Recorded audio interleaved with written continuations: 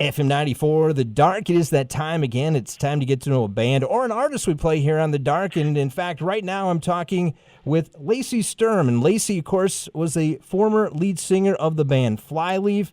And first of all, Lacey, thanks so much for joining me. And how are things going with you today?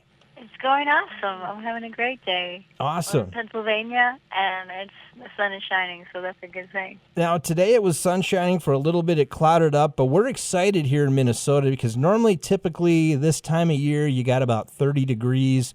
You probably still have a half a foot of snow on the ground. Today, we reached a high of 63 degrees and no snow on the ground. It's crazy weather today. That's awesome. That's awesome. Yeah, now I know what that means. And I'm assuming you've probably been to Minnesota before. I'm correct on that? Yes, lots of times. Any good memories of Minnesota that you can think of? Well, we usually rock out when we go to Minnesota, so I think that the people there, especially in the wintertime, when you come around, they're so thankful to be doing something, in a warm place with lots of people. I love it there. I love the people there. I know several people that are really good friends of mine from there. So. I got to ask you this question. Have you ever been ice fishing? No, I'd love to do that. Well, I tell you what, if you ever make it back up this way and into central Minnesota here, we will definitely take you out ice fishing. That'd be kind of fun. Oh, please. Oh, yeah, do that. I wish it was, if we come around and it's time in the year for that. I love fishing. I grew up, actually, my grandmother and grandfather, we go visit them in the summer. They lived on a houseboat in the Gulf of Mexico. We would go to Mississippi and Gulfport, and we would fish. They would lie to us, and they'd be like, "If you don't catch nothing, you don't eat nothing." And we thought that was true. So I was like, "Oh God, make sure we catch a fish. We can have dinner." Well, there you go. That'll be something in the future. Make sure you do. Obviously, you're going to have to come up here in the winter. I can't take you out ice fishing in the summer, so. All right. I'll work on that. Hey, I got a lot of questions to get to, so let's hop right into it right away. I guess, first of all, I want to ask you kind of how and why did you get into the music industry, into the rock music industry? Kind of what's your story, I guess, why you decided to become a musician? Well, it kind of feels like it chose me more than anything. My mom was a musician growing up, and there was always music around us, always music in our house, always instruments everywhere. And but the thing is that my mom was kind of like a starving artist, I would say. And I never thought that you could actually do this for a living. And so whenever I started a band, I never thought this would be my only job. I always thought you'd do something else too. And then I remember one day after we were signed and we got a check so that we could stop working and move and go on the road. And that was just so surreal to me. I never thought that was possible. I was like, wow, this is all we're going to do, huh? That was weird. So my heart for singing is really just that I would be able to help somebody who's going through some of the hard things that I went through. And they would feel less alone, and that they would feel like there's a light at the end of the tunnel, and they would feel empowered and strengthened that they can get through it, There's hope. So awesome. And that kind of leads into my next question a little bit too. And maybe what urges you to make music. But I guess what kind of influenced you as a youth when it came to music? What did you look towards? And you mentioned it obviously was in your family, but what were some other influences on the outside maybe to direct you into getting into the music world? Well, really, I loved movies. I mean, I loved movies and soundtracks and music scores and things like that. Really, it gives you another dimension of communication in a film or in life. It really adds a different level of communication. Like if something's scary and there's no scary music, you really don't. I mean, it's not as scary. You know what I mean? Or if something's sad and you have this song behind it, it just feels like you can feel it deeper. And so that's really the cinematic quality of music is really important to me, or it really moves me. But then, that it tells a story. And whenever my brother came home from actually a Nirvana concert, he went to a Nirvana concert in Dallas, and I was like 12 years old, and I was 11 or 12, I can't remember. And he came home with this Nirvana tape. It was a tape, actually. And I listened to, like I said, songs and movies and stuff like that really moved me. But I never really felt moved by pop music except to just be silly, just like, it was just for fun. It really was what was around my house a lot. And the thing is that I didn't know that you could communicate your frustration and your struggle through music the way that I felt that Nirvana did. I remember hearing it and just feeling like, so I just related to the sound coming out of his heart. It wasn't great musically, like it wasn't perfect, but it was painful in a kind of relieving way. And same with Pantera. I grew up in Arlington, Texas, and when Pantera came out with Starbound Driven, they actually went to the junior high I was going to when they were younger. Those guys, Vinnie Paul Right. and Dimebag Darrell, and my stepdad actually went to school with them. I was friends with those guys, and they came to school and passed out their CD.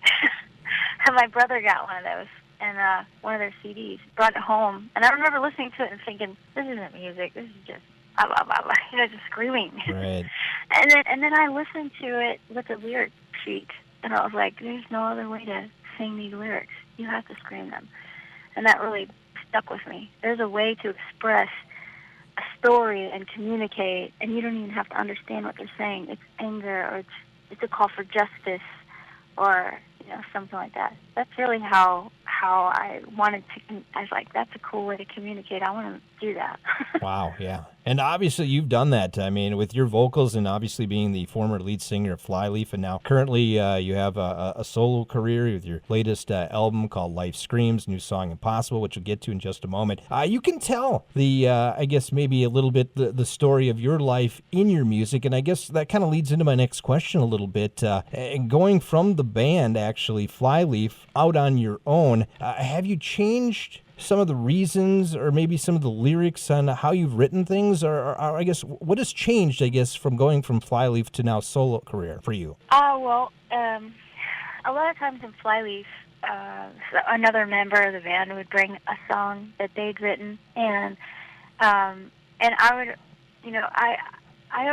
I couldn't sing a song unless I really believed in it from my own perspective, because I've never been in music for music's sake. I think I appreciate people who, I appreciate that. That's a certain way to view music and art and everything, but it has to have meaning to me. So when a band member would bring something to me, I would have to interpret it for myself and sing it from my own heart, my own perspective. But with this, it's all just, it's similar in that way. I have to be honest. It has to be from my heart, but I get to write everything. I get to work on everything, and it's not a compromise with everybody's vision that we're trying to pull out of everybody's heart. It's just my heart that we're trying to pull it out of. Right, exactly. You know what I mean? So it feels freer and even more me. It's just like Flyleaf really was a combination of our influences. All five of us set up that sound, and this is just my part of it, I think. And it's and obviously I've grown relationally and emotionally and spiritually since I started the band when I was 20. It's been 10 years. We've been in the band for 10 years, and then I'm 34, so I've learned a lot. And the perspective is, I think, more focused on hope than it ever was. I think it still was hopeful, but it was coming from a place of, I need to heal, and I'm going to sing this over myself so I can heal. And but this is more like, comes from a place of freedom in a way that I didn't feel before. Very cool, very cool. We're talking with Lacey Sturm, former lead singer of Flyleaf, currently on solo now. And I want to get back to Flyleaf just for a brief minute here, and then we'll let that go, I guess. I guess one of the questions I did want to ask with Flyleaf, obviously you had some great years with the band. What was the ultimate reason you decided to go out on your own rather than be with the band anymore? Well, I didn't think I would do music again when I left Flyleaf. I thought I would just, I really, honestly, if I didn't believe in God, I would just stay at home and be, totally focused on my kids and my house, because I love that. I know not everybody loves that. That's not everyone's cup of tea. But for me personally, my mom was a single mom with 6 kids. I was home with the kids all the time. It's so natural to me. I was the second oldest, so there's 4 under me all the time. It feels so natural for me to be home and just taking care of people. I love that. And I feel really alive in that. But of course, there's this wrestling in me because of my story of like struggling with suicide and depression and, you know, hating God and hating people. And I struggle even when I'm at home going, I just wish there was somebody who could sing hope over the hearts of those people out there who feel like just so full of hatred and so full of hopelessness and just can't even love themselves. And I would struggle with that even when I was home, you know, not thinking I would ever do music. And I was so happy when friends of mine like Brian Head Welch has a similar story like mine, you know, kind of redemption from addiction to meth, you know, crystal meth, and coming out of that. And I was so happy when he was going on the road and Skillet too. Like I was good friends with those guys. We toured a couple times, and knowing they're going out with some of the bands we toured with before, I was so happy to hear that. But there's still this kind of restlessness in me. Like I really want to make sure that I just want to keep my hands open if I'm supposed to do that at any point. But like it's funny how seasons change, and I think I really need to. When I left Flyleaf, I said I thought I wouldn't ever do music, but I told the guys, I was like, I'm not sure if I'm going to keep doing this, but I know that I need a year off to know what it means to be a mom. I don't know what that means for me. I don't know how to do that on the road, and I just need to get my feet under me and know what that's like. And afterwards, I'm not sure if I'll come back. I know I need a year.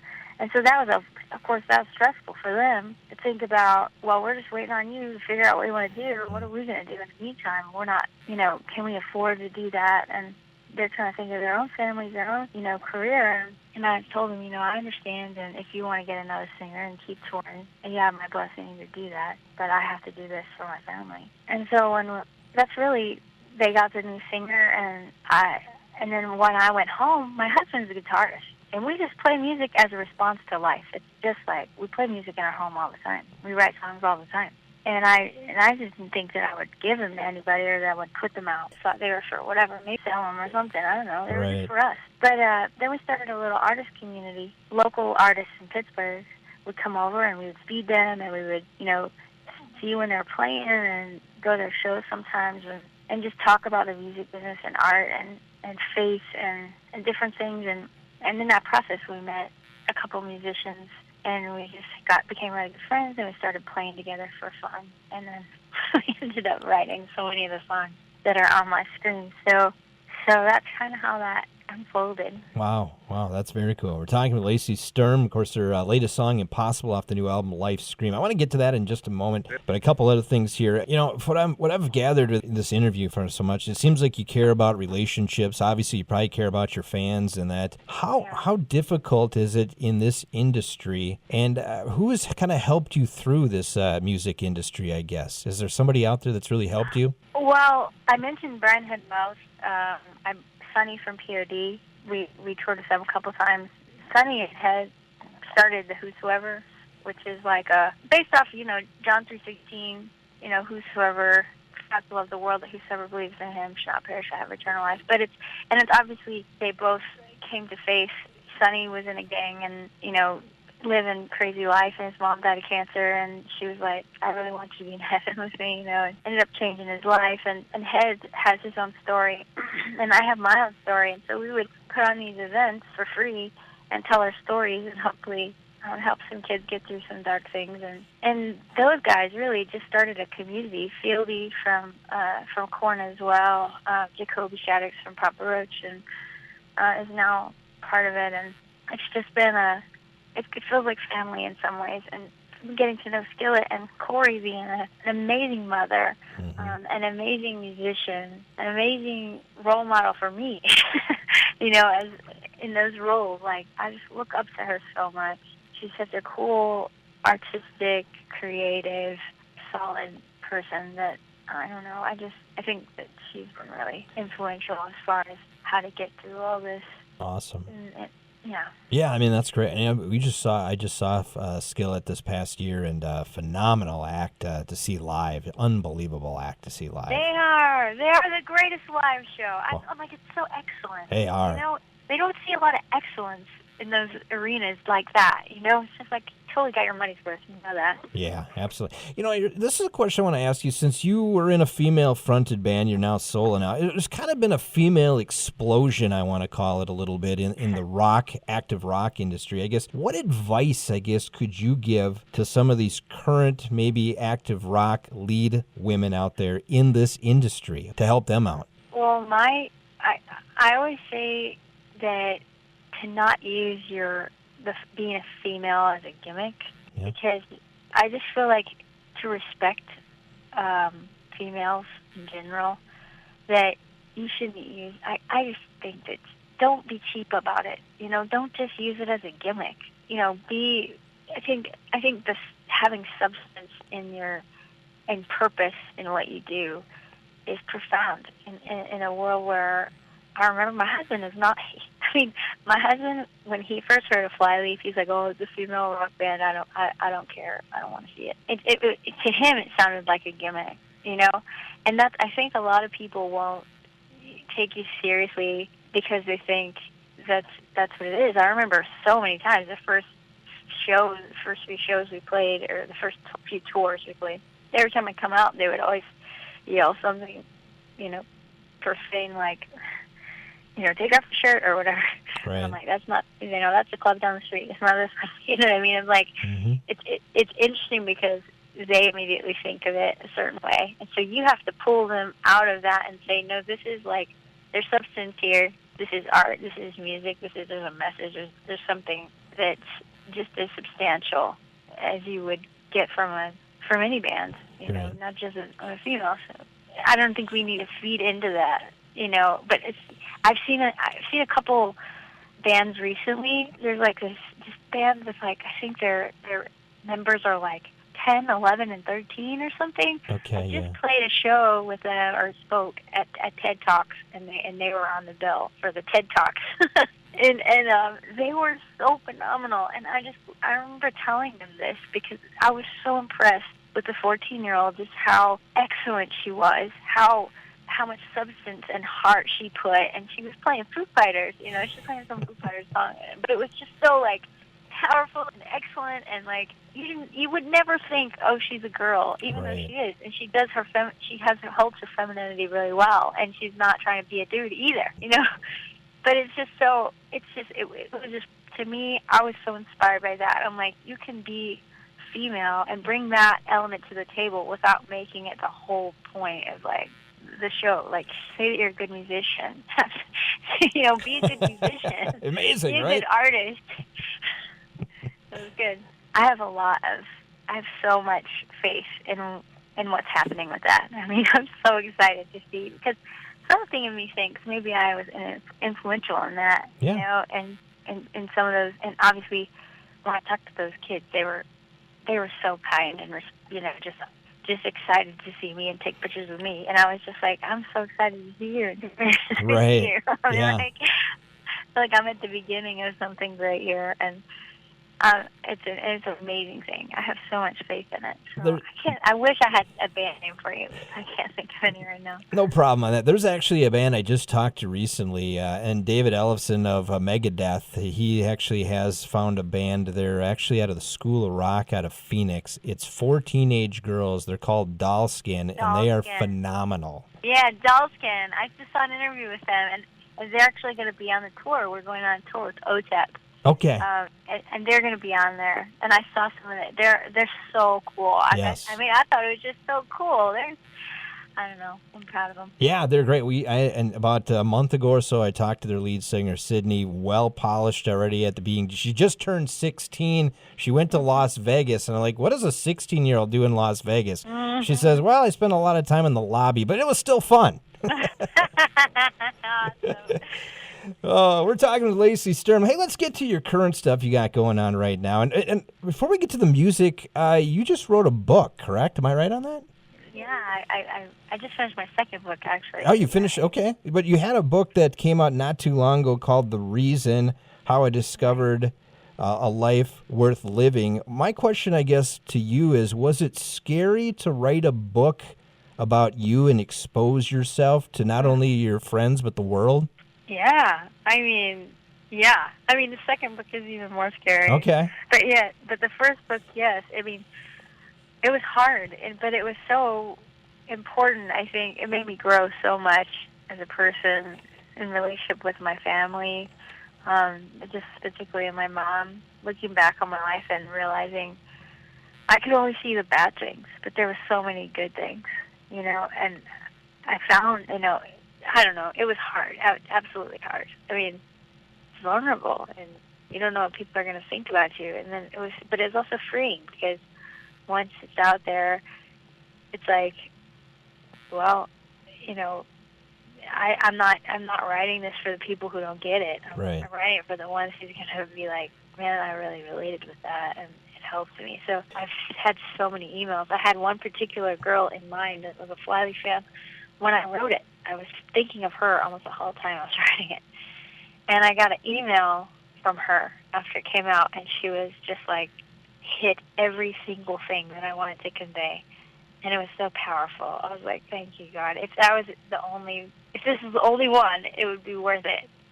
Wow. That was great. Hey, your current song, Impossible, it's off the new album, Life Scream. Let's talk about the song. What's the meaning behind this song? Well, it's definitely can take on lots of different meanings. I was writing the song with Corey Cooper from Skillet. We were hanging out at their house one week, and that was one of the songs that came out of that hangout time. And she came with the melody on the keyboard, and it made me think of just everything that I've seen in my life, just how often I have to. I mean, I talk about it in the reason, since I was born almost, there's been odds beaten over and over and over and over in front of me. And I have a lot of faith, and it has to do with the fact that I've seen so many odds overcome in my life. And I could write a book about miracles I've seen, but even just the everyday, the fact that I'm still breathing, the fact that the sun came up today, and I'm still here. I have something to do, and if I can see life that way, I remember being in Rwanda, and I went to Rwanda with World Vision, which is a charity organization that provides disaster relief and helps rebuild communities where stuff's happened. So after the genocide, Rwanda went in and World Vision went into Rwanda and tried to help rebuild that nation. And I remember, and so many of the kids are orphans because of the AIDS crisis there. And these kids are just so full of life, and they're so full of gratitude and joy, and they love the people. They're just relational in a way that we don't have here, because that's all they have is each other. And they're so thankful, and they just play with like a stick and a rock, and they have no home, no parents, no shoes, and that's the only clothes they have is the ones they're wearing, and they're so just grateful. And for me, it's like, if we can see life as a gift, then we would see that it is a miracle that you have another day to be here. I mean, a miracle in a sense that there's nothing that says that you're going to make it to tomorrow. There's no reason that your heart's going to keep working. Or it's miraculous. Life is miraculous in itself. But then you move on from there, and there's just so many gifts around us all the time. Very powerful stuff there you just said, Lacey, and I can see this album is definitely from your heart, and I'm really looking forward to some other tracks off that album too. It should be a really cool experience. Yeah, I'm excited. I love the record. I think it's really from our heart. So, well, lighten the mood here a little bit. One question I always like to ask here is, and this is kind of my question I ask every artist: what artist would you like to cover one of your songs? Well, I got asked this question the other day. You did? And, somebody's stealing my questions. I was thinking about it, and I had said, I think it would be cool to have, I love Brandon Boyd from Incubus. I think he's a great singer. Okay. I'd love to hear him sing something, but they suggested Adele, and I thought, oh, that's perfect, because Adele needs a big hug, and she just needs to know that there's hope. I would love to hear her sing one of our songs. So maybe it would just hug her soul a little bit. How about a little collaboration, Lacey Sturm and Adele? Sure, that would be cool. Yeah, speaking of collaborations, I really love the song that you guys did, or you did with We As Humans, Take the Bullets Away. That song, I just love that song. I just had to say that, okay? Yes, I've had a great couple times where we've gotten to perform that live, and there's nothing like that. It was awesome. Hey, let's talk about the new album, Life Screams, the new song, Impossible, the book, and you said there's a new book coming out, too. How can they find out more information about you, Lacey?